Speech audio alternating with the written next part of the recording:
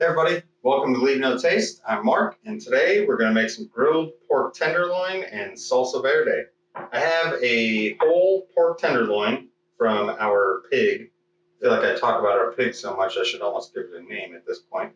But this is one whole tenderloin. I've marinated it in overnight in the chipotle maple marinade. I'll put a link to that at the bottom. I've done this recipe before on the show. I have some onions, jalapenos, green onions, one orange sliced in half that I'm going to throw on the grill, and we'll make a grilled vegetable salsa verde. I reserved a little bit of the marinade on the side to brush the pork with while it's grilling. I think let's get the fire going and get at it. All right, we've got our fire going here. I managed to score some apple wood and cherry wood, so I use a blend of that. I guess you can see the difference in wood, but you can definitely cook with anything that you like, whether you have hickory, oak, charcoal, and yeah, any kind of hardwood works fine, mesquite, whatnot. I've got my vegetables that I'm going to go ahead and sear here because this fire is really hot. I want it to die down a little bit before I put my meat on there, but it's a perfect temperature for grilling vegetables. Vegetables being about 90% water, it's almost impossible to burn. So I'm just going to brush these with some olive oil, a little salt and pepper, and throw them on hot fire.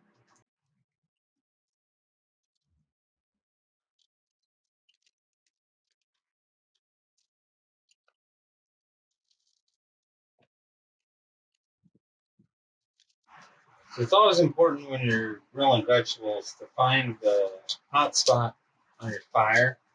Make sure that you get like a nice char on the outside of your vegetables. You really want to sear them and really, really concentrate the flavor. There's almost no way, uh, unless you leave them on here for hours on end, there's almost no way to burn or ruin grilled vegetables. And the more char, the more caramelization you get on the outside, like with onions like this, it makes them turn really sweet. With things like peppers or even squash, something like that, it develops a depth of flavor that you're not going to get if you just stick it over a relatively low, moderate fire and let it steam. Um, it's good. Like a lot of people are afraid of, the high flames and the black color, but you actually want that. Inside is just concentrated flavor. So don't be afraid of the heat and the hot spot on the fire. It's always good for growing vegetables. All right, I've got some good color, actually total char on these jalapenos, which is exactly what I was looking for.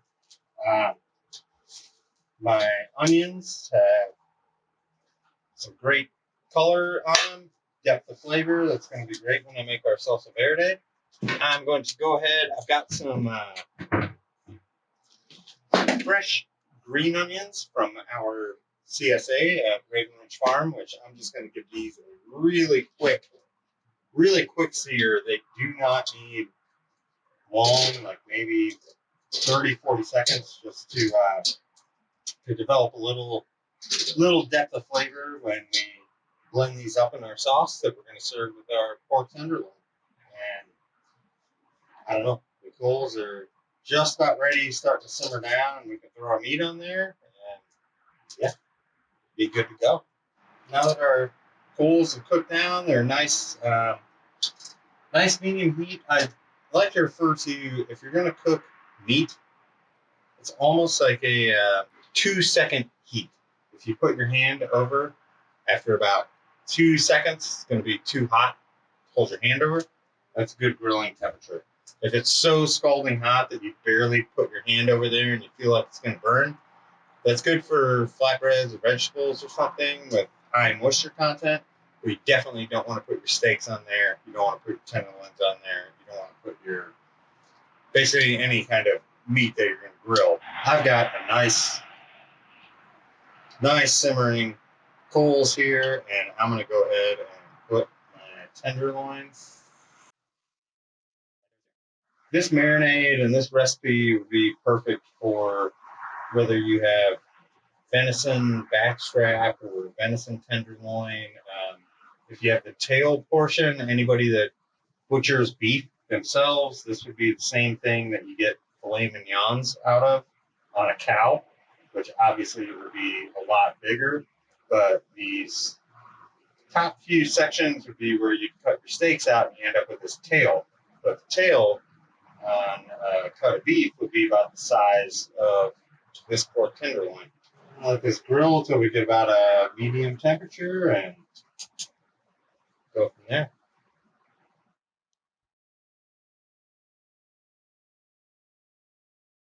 I'm going off texture here, but if you have a meat thermometer, you just want to make sure that it gets to about 145 degrees Fahrenheit internal temperature to make sure that it's done. Um, as far as pork goes, that will be a nice medium to medium well. Um, I've been basting it throughout with my chipotle maple marinade, so it looks juicy, succulent, and ready to pull off. So I'm gonna pull this off.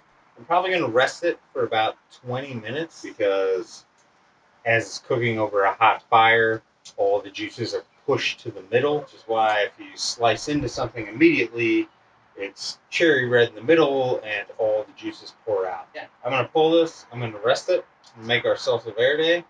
We're going to have some supper. So we've got our tenderloin resting in the oven, just in a warm oven, about 170 degrees. We're going to go ahead and put together our salsa verde. I'm going to put my jalapenos, and you can put them whole, char, and everything in there. I've got my grilled onions, my slightly seared green onions, my grilled oranges, and any citrus juice that you would like to use is perfectly fine. I've got a handful of parsley and a handful of cilantro. Cilantro, stems and all, everything, the whole kit and caboodle. We're just going to push this down in here. We're going to blend it together. Now, once it gets down to a somewhat even consistency, I'm going to start to add a little bit of oil. And I'm going to give it a taste.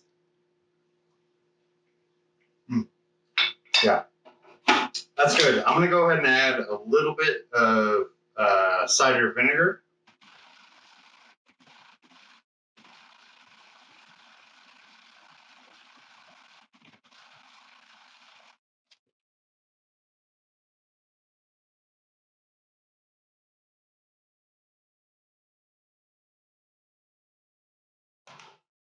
That's also very.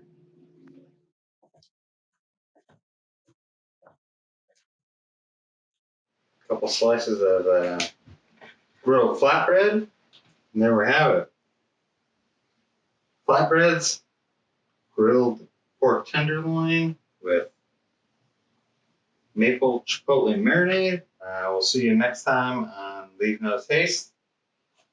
Always make the most of the food you make.